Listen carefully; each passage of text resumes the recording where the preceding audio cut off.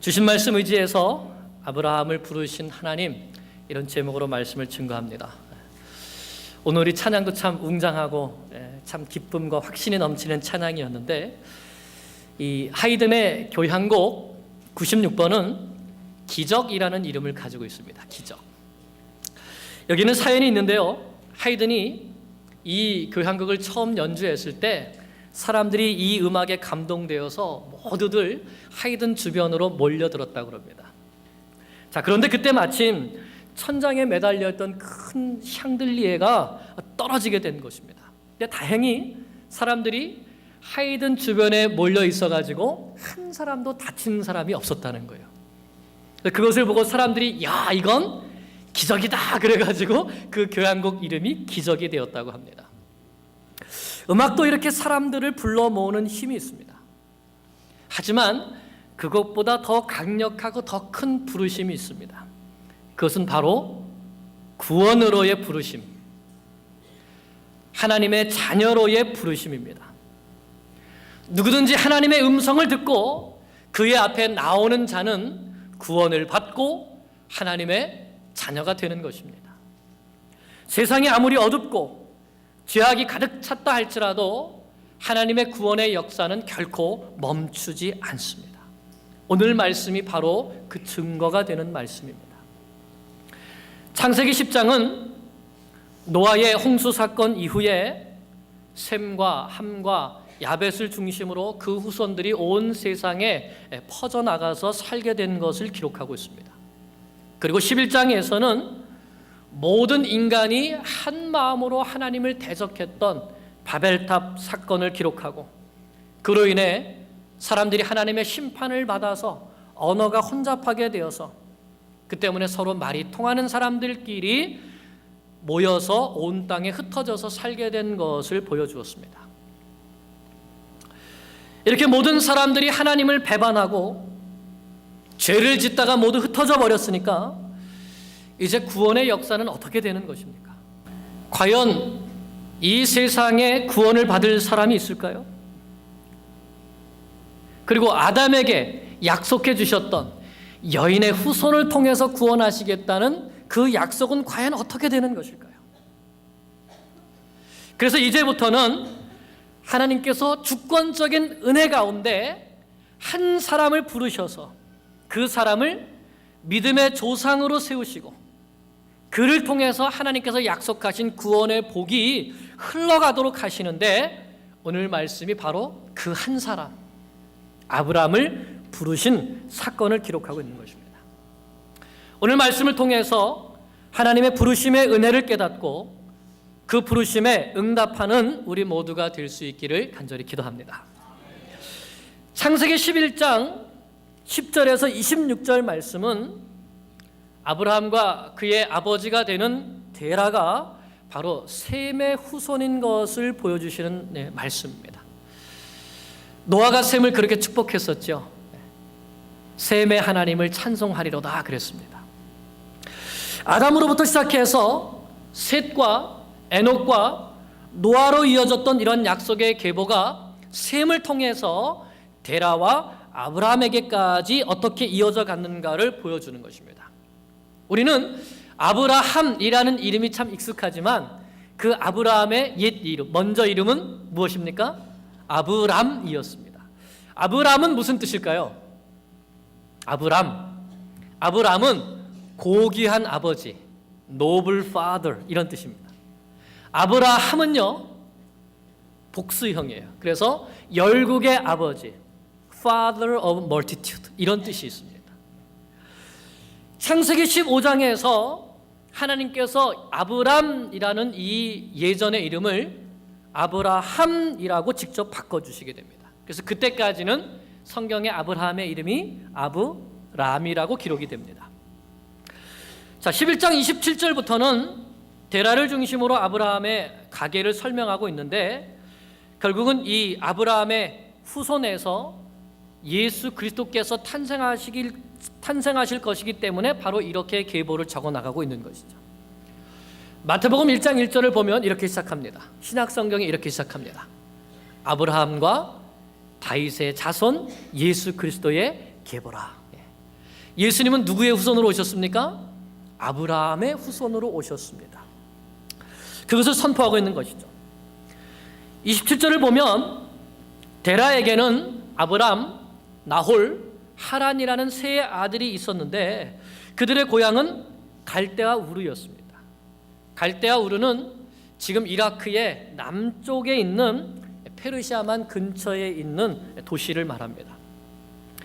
세 아들 중에 막내가 하란인데 이 하란은 롯이라는 아들을 낳았고 또 우르 땅에서 아버지 데라보다 먼저 죽었다고 기록되어 있습니다.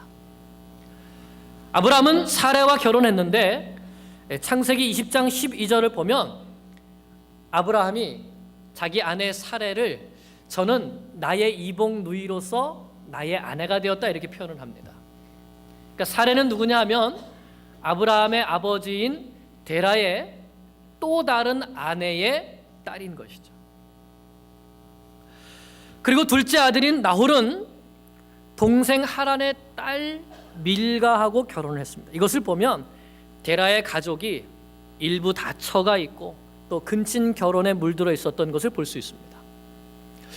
뿐만 아니라 여호수아 24장 2절을 보면 아브라함의 아버지인 데라가 그 조상들이 갈대아 우르에서 우상을 섬겼다 이렇게 표현합니다. 이것을 가지고 유대인의 미드라시는 데라가 그곳에서 우상을 파는 우상 장사를 하고 있었다 이렇게 해석을 합니다. 또 30절을 보면 그때의 사라는 임신하지 못해서 자식이 없었습니다. 그러니까 일부 다처가 있고 근친혼이 있고 이 죄악에 물들어 있고 또 결혼하여서 자녀를 낳지 못하는 이런 형편 가운데 아브라함이 있었던 것이죠. 그때 아브라함의 아버지 데라는 아브람과 롯과 사레를 데리고 우르를 떠나서 갈대아 땅을 떠나서 가나안 땅으로 가고자 했습니다. 그런데 그 중간쯤 되는 하란에 와서는 포기하고 거기에서 죽게 되죠. 결국 데라는 갈대아 땅을 벗어나지 못하고 죽었고 아브람은 아버지가 그 땅에 머무니까 자기도 거기에 머물다가 거기에 주저앉은 것입니다. 그런데 바로 그때에 하나님께서 아브람에게 나타나셔서 그를 부르신 것입니다. 여러분 같으면 이런 아브람을 불러서 복의 근원으로 삼고 싶으시겠습니까? 이 아브람과 노아를 한번 비교해 보면 어떨까요? 노아는 적어도 당대의 의인이었다고 기록되어 있습니다. 하나님과 동행하는 사람이었다고 기록되고 있습니다. 그러나 셈의 후손인 데라나 아브람을 보면 오히려 갈대아 우르에서 하나님이 아니라 다른 신들을 섬기고 있었고 하나님과 동행하기는커녕 하나님을 알지 못하고 하나님께 예배하지도 않는 사람들이었습니다. 그들의 집은 미신과 각종 죄악에 물들어 있었습니다. 그런데 그런 아브라함에게 하나님께서 찾아오신 것입니다. 하나님의 일방적인 구원의 은혜가 임하게 된 것입니다. 여러분, 이것은 우리도 마찬가지가 아닐까요? 우리가 구원받은 것도 하나님의 일방적인 구원의 은혜가 우리에게 임했기 때문이 아닙니까? 저희 아버지와 어머니는 강원도 저기 홍천에 있는 산골짜기에서 농사를 지으시는 분들이었습니다. 하나님을 알지도 못하고 예수님도 알지 못했습니다. 그런데 어느 날 복음을 전하는 아름다운 발걸음이 그곳까지도 와서 예수 그리스도에 대한 생명의 복음을 듣고 그 예수님을 믿게 되어서 믿음의 가문을 일으키시게 된 것이죠. 그 덕분에 저도 예수 믿는 집안에서 태어나서 이렇게 목회자가 될 수 있게 되었던 것입니다. 여러분, 여기에는 우리의 어떠한 조그만 행위도 들어가지가 않습니다. 예수님 믿고 구원받는 데 있어서 우리가 한 것이 아무것도 없습니다. 일방적으로 하나님의 은혜가 임하게 된 것이죠. 사랑하는 여러분, 그러므로 구원은 하나님의 일방적인 은혜가 아니고서는 될 수 없습니다. 누가 하나님 앞에서 구원받을 만한 자격을 갖춘 사람이 있겠습니까? 오늘 하나님께서 우상을 섬기고 근친혼에 물들어 있고 자식도 낳지 못한 이런 아브라함에게 일방적인 은혜를 베풀어 주시고 그를 믿음의 조상으로 부르신 것처럼 하나님께서 그렇게 우리도 부르신 것입니다. 그러면 우리는 이 부르심의 은혜에 늘 감사해야 합니다. 여러분, 우리가 만약에 예수님 믿지 못했다면 어떻게 되었을까요? 우선 우리의 삶이 이렇게 하나님 앞에 예배드리는 삶을 살지 못했을 것이고요, 우리의 삶 가운데 감사와 찬송이 넘치지 못했을 것입니다. 기쁨도 모르고 인생의 목적도 모른 채 아마 열심히 살았겠지요. 그러나 그렇게 열심히 살면서 여러 가지 죄를 짓고, 그리고 그 마지막은 결국은 죽음이고, 그 후에는 심판을 받아서 영원한 지옥불에 던져질 수밖에 없었던 것입니다. 그런데 이런 우리에게 하나님께서 일방적으로 찾아와 주셨습니다. 일방적으로 예수 믿는 믿음을 우리에게 주셨습니다. 그래서 그 믿음으로 인하여 하나님의 자녀가 되게 주신 것이죠. 여기에 우리가 한 것이 아무것도 없습니다. 이렇게 아무런 자격도 없는 우리를 불러주셔서 구원해 주시고 자녀를 삼아주신 이 하나님의 놀라운 은혜를 종교개혁자들이 깨닫고 오직 은혜라는 이 말씀을 가지고 종교개혁을 일으켰던 것입니다. 오늘 우리가 이 은혜를 깊이 깨닫게 되기를 원합니다. 죄인 되었던 나에게 일방적으로 찾아오셔서 부르시고 구원하셔서 하나님의 자녀를 삼으신 은혜, 그 은혜로 인하여 우리가 오늘 하나님 앞에 서 있게 된 것입니다. 그 은혜가 아브라함에게도 임했던 것이죠. 그런데 아브라함의 부르심에는 따라야 할 명령이 있었습니다. 자, 무엇입니까? 12장 1절을 보겠습니다. 같이 읽겠습니다. 12장 1절.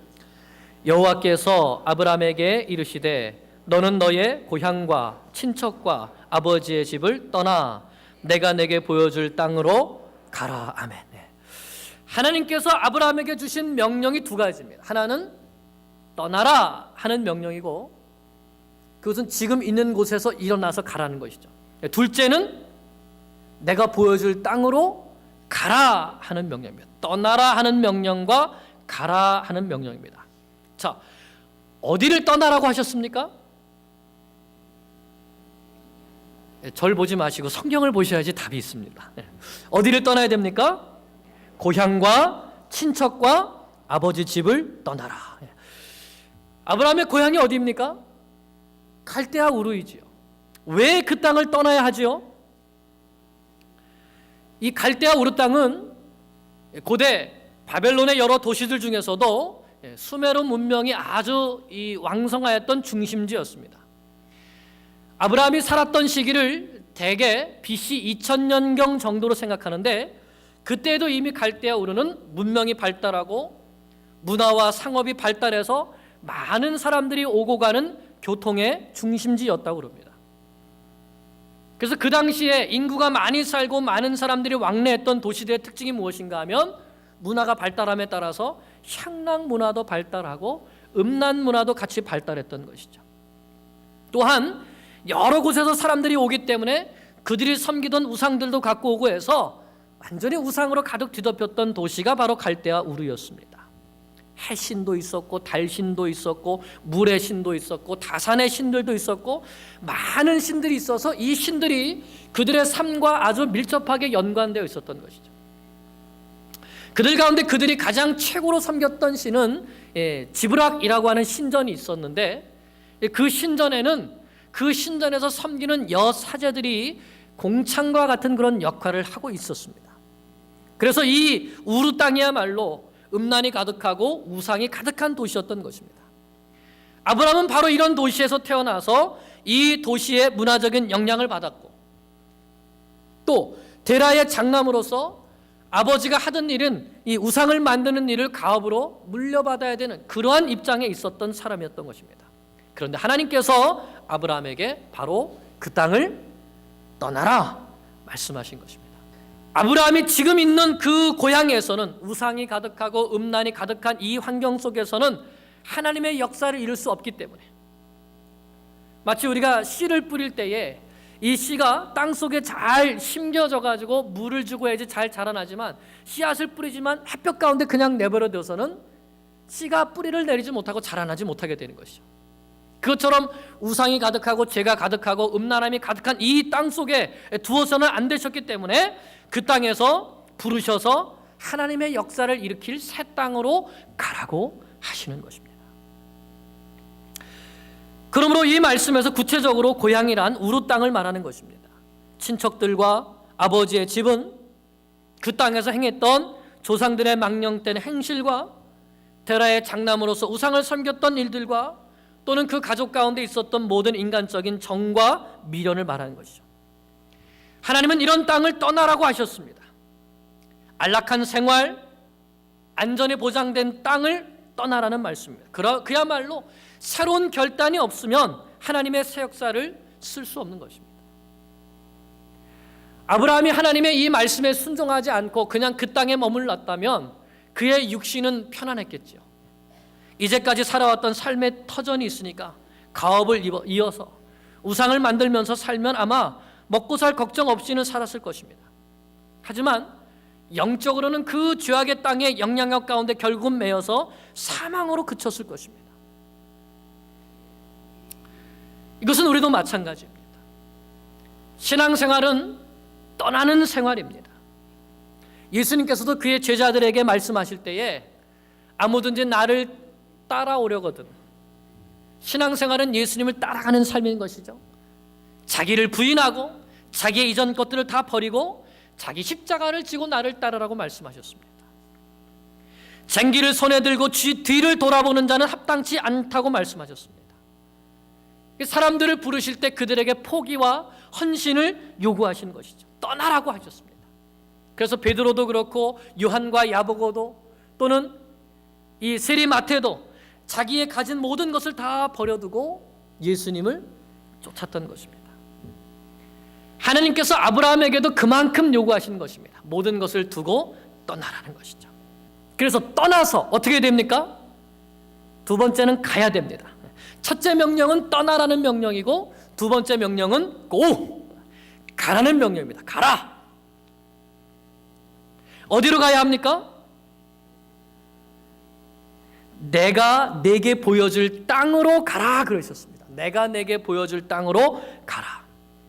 그 땅은 바로 가나안 땅입니다. 하나님께서 아브라함과 이삭과 야곱을, 요셉을 믿음의 사람으로 키우실 땅입니다. 그의 후손들이 큰 민족을 이루어서 하나님을 섬길 땅입니다. 장차 하나님의 나라가 세워질 땅입니다. 그 땅에 아브라함은 믿음의 조상으로 서야 되기 때문에 하나님께서 그 땅으로 보내시는 것이죠. 오늘 우리도 마찬가지입니다. 우리가 죄악의 땅에서 떠났으면 하나님께서 우리에게 보내시는 땅으로 가야 되는 것입니다. 그것이 바로 사명의 땅이죠. 그곳이 가정이 될 수도 있고 직장이 될 수도 있고 교회가 될 수도 있습니다. 그 땅이 미국 땅이 될 수도 있고 한국 땅이 될 수도 있고 아니면 내가 전혀 알지 못하는 또 어떤 땅이 될 수도 있습니다. 중요한 것은 우리는 가야 한다는 것입니다. 왜냐하면 하나님께서 아브라함에게 떠나서 가라라고 명령하셨기 때문입니다. 그것이 믿음의 출발점입니다. 하나님께서는 데라가 있을 때도 이 명령을 주셨습니다. 그러나 데라는 끝까지 순종하지 못하고 하란 땅에서 죽었습니다. 그러므로 우리에게는 결단이 필요한 것이죠. 아브라함이 될 것인가 데라가 될 것인가. 하나님의 말씀에 끝까지 순종해서 약속의 믿음의 조상이 될 것인가 아니면 그 길을 가다가 포기하는 사람이 될 것인가. 지금 내가 안주하고 있는 이 자리에서 이런저런 이유로 내가 떠나지 않고 있는 이 자리에서 일어나서 떠날 것인가 말 것인가. 그 결단은 우리에게 달린 것입니다. 각 사람에게 달려있는 것이죠. 부르심은 하나님의 몫입니다. 그러나 순종의 결단을 하고 일어서는 것은 누구의 몫일까요? 바로 우리의 몫인 것이죠. 하나님의 부르심에 방해가 되는 모든 것들을 끊어버리고 하나님만 바라보고 떠날 때 비로소 우리는 진짜 믿음의 삶을 출발하게 되는 것입니다. 여러분, 이제 한번 깊이 생각해 보기를 원합니다. 나에게 있어서 고향과 친척과 아버지 집은 무엇인가? 하나님의 말씀에 순종해서 하나님께서 주시는 사명의 땅으로 떠나지 못하도록 내 발목을 잡고 나의 영적인 소원들을 갉아먹는 것이 무엇인가? 발견하시고 떠나시기를 축복합니다. 떠나서 가십시오. 마지막으로 하나님은 아브라함에게 떠나라, 가라 하는 이런 명령만 주신 것이 아니라 명령과 함께 약속도 주셨습니다. 하나님의 명령에 순종하면 이렇게 해주시겠다 하는 약속을 주신 것이죠. 자, 2절을 보겠습니다. 2절 같이 읽습니다. 시작.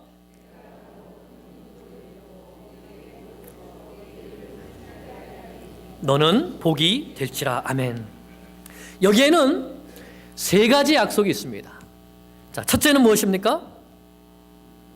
내가 너로 큰 민족을 이루겠다.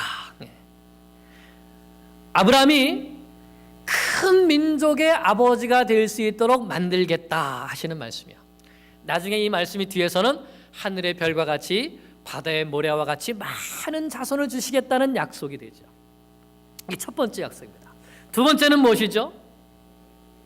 내가 내게 복을 주어서 내 이름을 창대하게 하시겠다. 자, 이름을 창대하게 하시겠다. 이건 무슨 뜻일까요? 그 이름이 유명하게 해주시겠다는 것이죠. 세상에 많은 사람들에게 알려지고 많은 사람들에게 존경받는 이름이 되게 해주시겠다 하는 것입니다. 세 번째는요, 너는 복이 될지라 이렇게 말씀하셨습니다. 이 말씀은 아브라함이라는 사람 자체가 복이 되게 하시겠다는 말씀입니다. 그래서 아브라함이 복이니까 아브라함과 함께 있으면 어떻게 될까요? 함께 있는 사람들이 복을 받게 되는 것이죠. 아브라함이 복이니까 아브라함이 걸어갔던 믿음의 길을 함께 걸어가는 사람은 복을 받게 되는 것이죠. 그래서 이 아브라함을 통해서 하나님의 복이 온 세상 가운데 흘러가도록 하시겠다는 것입니다. 아브라함 자체가 복덩어리가 되는 것이죠. 그래서 세계 만민이 아브라함을 통해서 복을 받는 것입니다. 실제로 세계 만민이 아브라함을 통해서 복을 받았죠.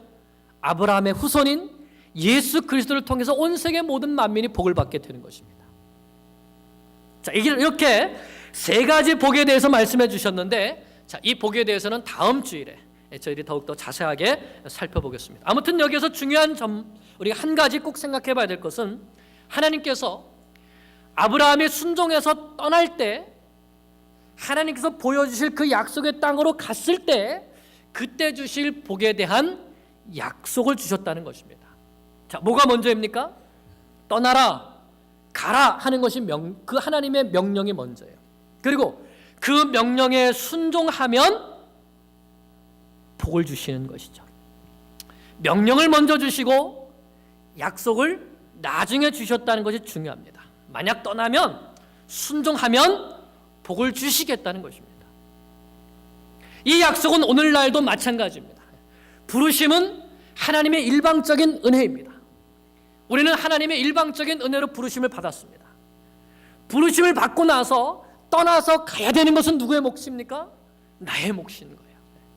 그럴 때 하나님께서는 하나님의 약속의 말씀을 믿고 떠나서 가는 그 믿음의 사람에게 이와 같은 복을, 약속해 주신 복을 선물로 주시는 것입니다. 그러므로 우리는 하나님께서 주신 일방적인 선물인 이 구원의 복을 받은 것을 먼저는 감사해야 됩니다. 에베소서 2장 8절에서도 너희가 그 은혜를 인하여 믿음으로 말미암아 구원을 얻었으니 이것이 너에게서 난 것이 아니요 하나님의 선물이라 말씀하셨습니다. 우리는 하나님의 일방적인 은혜로 구원이라고 하는 선물을 받았습니다. 그러니 이제는 순종하여 떠나가야 되는 것이죠. 사랑하는 여러분, 말씀을 맺습니다. 하나님께서는 아브라함을 일방적인 은혜로 불러주신 것처럼 오늘 우리도 일방적인 은혜로 불러주셨습니다. 예수님을 구주로 고백하게 하셔서 구원해 주시고 영원한 생명을 주셨습니다. 먼저는 우리가 이 은혜에 감사해야 합니다. 만약 이 구원의 은혜, 이 부르심의 은혜가 아니었다면 우리는 아마 이 세상에서 가장 불쌍한 사람이었을 것입니다.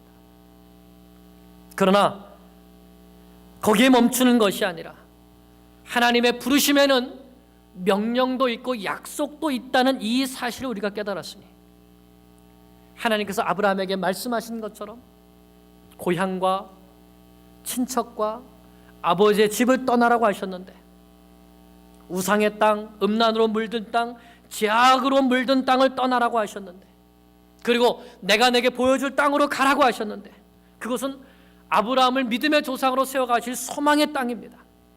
그 땅에서 아브라함은 순종의 훈련을 통해서 믿음의 조상이 되었습니다. 복의 근원이 되었습니다. 이제는 누가 그 길을 따라가야 할까요? 바로 나입니다. 우리가 떠나야 합니다. 우리가 가야 합니다. 그럴 때 하나님께서 우리에게 복을 주실 것입니다. 지금 나를 죄악에 물들게 하고 믿음의 조상으로 살고자 하는 영적인 소원을 갉아먹는 이 모든 환경들 속에서 우리가 자리를 박차고 일어나서 하나님, 제가 떠나겠습니다. 하나님께서 보여주실 땅으로 가겠습니다. 순종할 때에 믿음의 조상이 되는 그 복이 오늘날 우리에게도, 우리의 가문에도, 우리의 가정에도, 내가 일하는 일터에도 임하게 되는 것을 믿습니다. 이와 같은 은혜와 복이 우리 가운데 있게 되기를 간절히 축원합니다. 기도하겠습니다.